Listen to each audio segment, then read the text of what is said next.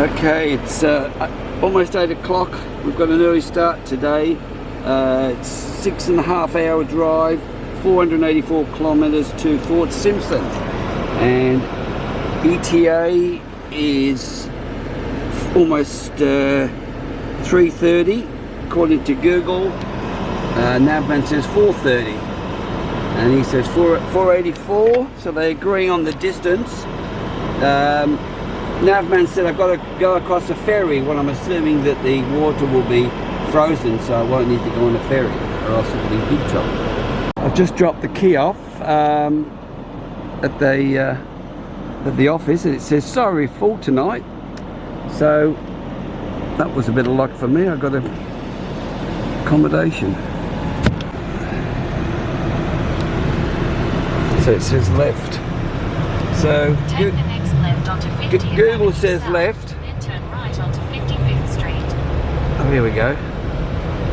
Oh, they're agreeing now. Take the next right onto 55th Street. Okay. Then turn left onto British Columbia 97 North. Which is the way I came. So we're backtracking now. So turn left. Highway 97, Alaska Highway. Continue on British Columbia. So this is the way I came in, 28 kilometers. because I remember seeing a sign to Fort Simpson way back. So obviously I've got to go 27 kilometers and then do a right turn. So that's my first job. If I miss that right turn, I'll end up in Whitehorse, which will be a bit embarrassing. So we've got clear skies. It's minus 16 degrees, so it's quite warm. Had a reasonable sleep. Tried to have a bath last night. Got the bath half full and then it ran out of hot water, so I had a 5-minute lukewarm bath. Anyway, we're changing direction today. We're heading north, so it's going to get colder. And hopefully, last time I was at Fort Simpson, I did see the aurora as the sun was going down, which was about 8 o'clock. So fingers crossed. Adjust your speed. Slippery conditions and bison on the highway, so beware of flashing deer. Okay, there's a few hazards on the road: flashing deer, bison, and slippery ice. This highway is completely devoid of snow, which was perfect for doing 100 kilometers an hour. Let's hope it stays like that. That man said we have to catch a ferry across to Fort Simpson. There is a river, but I'm assuming that it's frozen and it'll be a nice road, or else we'll have to swim across. Turn right onto British Columbia 77 North. Signs Here we In go. 600 meters, turn right. Highway 77, They're both agreeing. Highway. They're both agreeing. Okay, this is where we change direction from west to north. So in 2 days we should reach the North Pole. Close enough to it. take the next right onto British Columbia 77 North. Signs Turn for right. British Columbia Highway 77. 77, Light Highway. Thank you, guys. Let's hope the no, it's Continue 390 kilometers. 392 kilometers. not. Oh, thank you, guys. I was going to say I hope it's clear, but as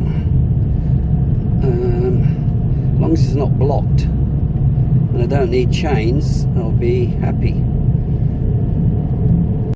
From now on, we're under the influence of nature, Mother Nature, so we're getting to territory where it's cold and nasty.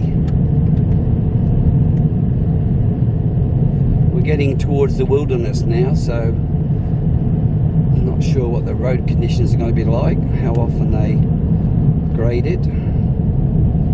Probably have to go a bit slower. Let's see. Maybe we'll see some more animal life.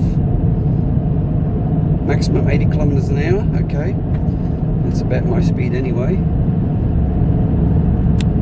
I just hope there's no black ice. That's the worst type of road conditions, where the road is covered in ice but you can't see it. That's why they call it black ice. Very dangerous. So as we head towards the wilderness, this road probably won't have much traffic. Might see the odd fuel tanker, and the only hazards on the road at the moment are these little finches, which collect on the road or at the side of the road, looking for scraps in the snow that the snow plows turned over, and they don't leave the road unless you toot. So I'm continuously tooting them to get them off the road. That's the only roadkill I've seen, is these little finches. Okay, the temperature's dropped down to -20.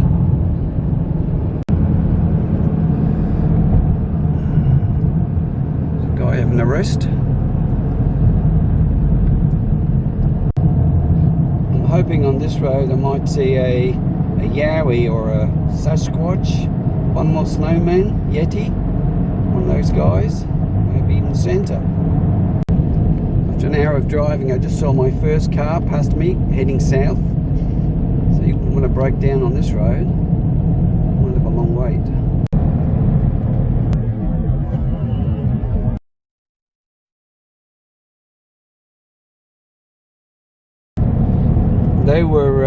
They're called ptarmigans.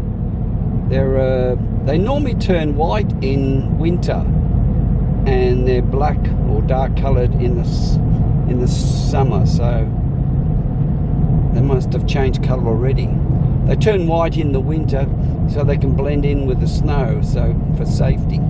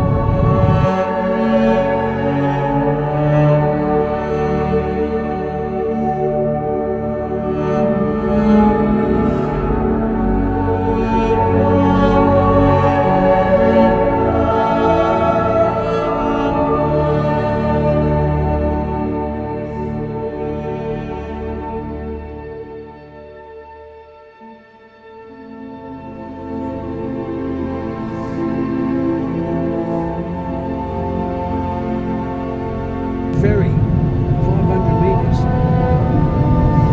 Is it running, you say? In 600 meters, enter the ferry, Fort Simpson Yukon. Okie dokie. Scary if I missed it.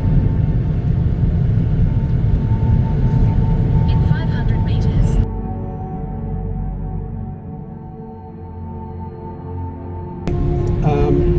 Have these road bridges open until April sometime when it's melted enough to be too thin for traffic. You can see the ferry up in the slipway there, waiting for another month or so for the water to defrost. It seems really funny to be driving across a river.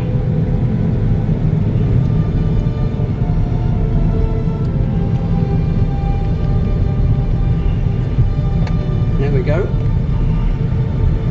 Oops. Okay, we're officially on the other side. So I'm here at the Nahani Inn. I've just checked in. They gave me a seniors discount, 147 instead of 167. So it's not a bad little discount. It's very cloudy at the moment, so I'm probably not going to see the aurora. So I just filled up. And I said, I got the only pump that's got no plastic handle on it. She said, yeah, the last person drove off with it stuck in the nozzle, so I ripped it out. Anyway, it was only 173 a litre, which is pretty good for a place that's isolated. So now we've got a full tank. We've got a full tank and enough to get us to Yellowknife. We are room number 112, Fort Simpson. We have a nice sink, a toilet. Every hotel has had a bath so far. I suppose it's easy to put a bath and a shower. This was supposed to be 160. I got it for 147 with senior discount. So just one night. Unfortunately, it's cloudy, which means probably no aurora.